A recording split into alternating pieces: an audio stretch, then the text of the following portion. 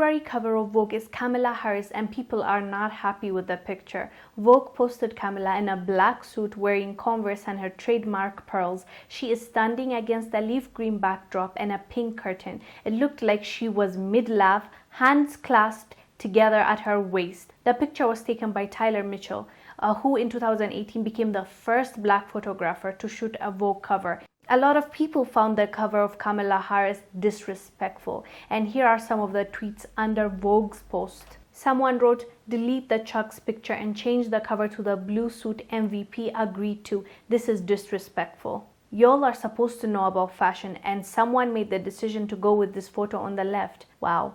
Another person wrote, at Vogue magazine, "All the beautiful covers you have done, why sneakers? Kamala Harris is never to be watered down. She is bold and beautiful and looks amazing in heels. What the hell is this? This is horrible."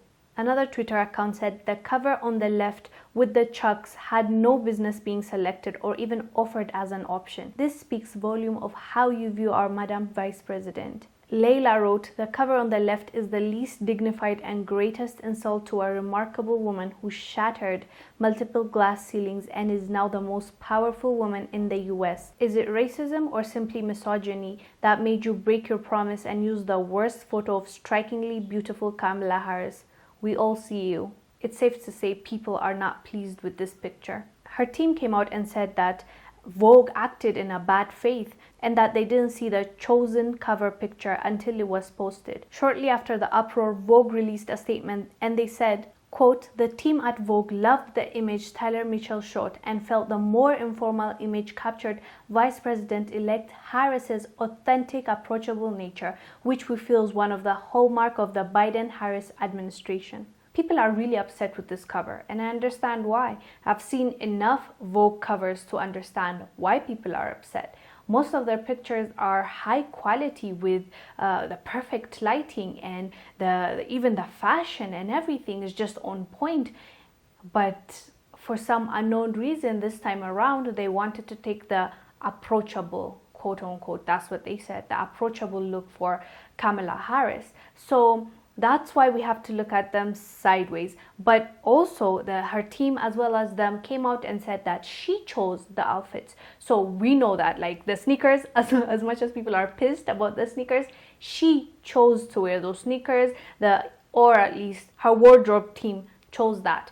But I am sure when they're choosing that, I am assuming they were not thinking this will be on the cover, because my assumption is they thought it will be in one of those pages inside, you know. They would want the cover to be powerful and professional and shows her in the best light possible. So, and also, as I said, they came out and said this is in bad faith. Vogue did not tell us that they're going to use this as a cover, even though they agreed on the outfits, and she knew that those pictures might make it in the magazine. She was not, or her team was not aware that it's going to be on the cover. And for me, it's not just about the Converse or the outfit, it's about the face and the demeanor. You can clearly see she was not ready, or she was mid-conversation or laughing, because her laugh was not even like a full smile, or like you can tell that it was in the middle. Either she was finishing smiling or starting, and even her hands, you can tell she was not prepared for that photo.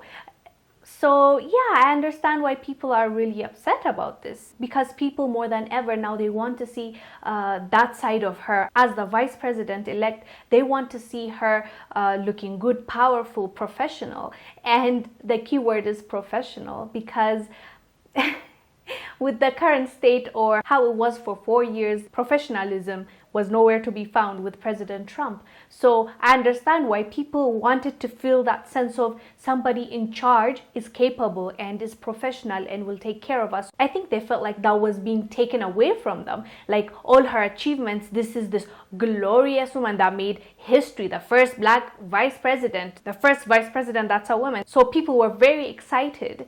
And Vogue comes out and is like, look at this relatable vice president that we're going to have, yay. And they're like, wait a minute. You have not done this before.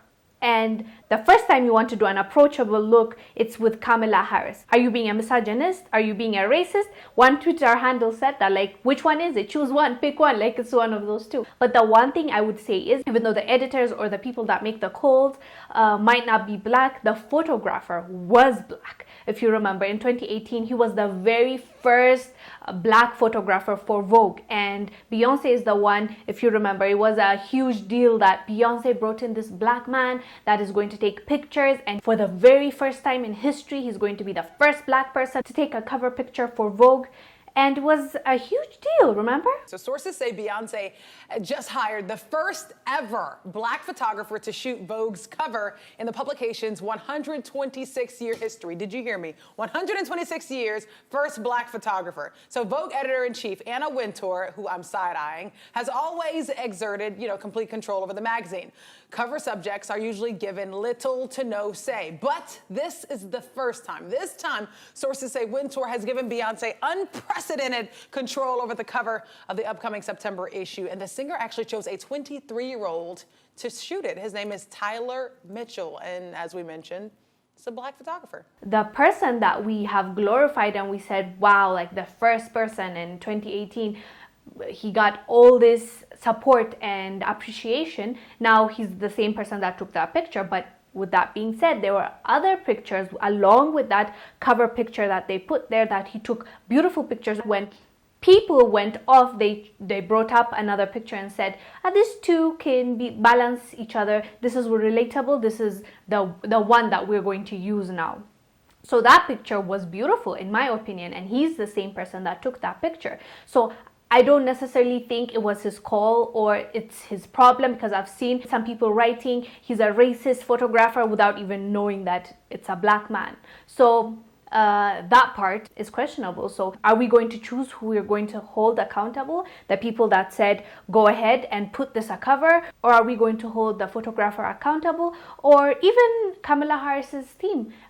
They're the ones that chose those outfits, thinking, I'm sure, when they're, as I said, they might not have thought that that would be a cover picture, but they still are the ones that worked with Vogue to come up with that, and she approved it. So at the end of the day, who are we going to blame it on? But one thing is for sure, they didn't have to choose that specific picture to be the cover, because clearly she was not ready for that picture. At the end of the day, that picture shouldn't have made it to the cover of Vogue.